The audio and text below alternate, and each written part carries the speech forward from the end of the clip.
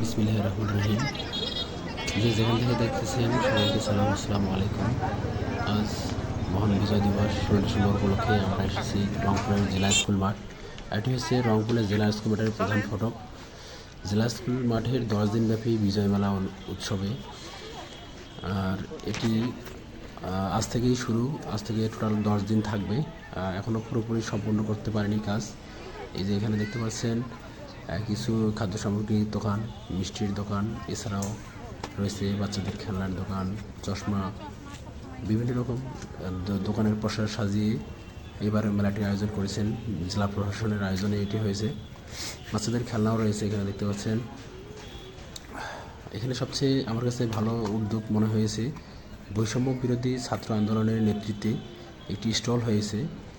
এই স্টলে বিভিন্ন রকমের বই রয়েছে, গদ্য পদ্য এবং নাটক, উপন্যাস সহ দেশি বিদেশি লেখকদের বিভিন্ন রকম বই রয়েছে। আপনারা চাইলে এখান থেকে বই ক্রয় করতে পারেন। এবং এই মেলাটি যেহেতু 10 দিন, আজ থেকে 10 দিন পর্যন্ত থাকবে, সুতরাং আপনারা যে সময় আসুন না কেন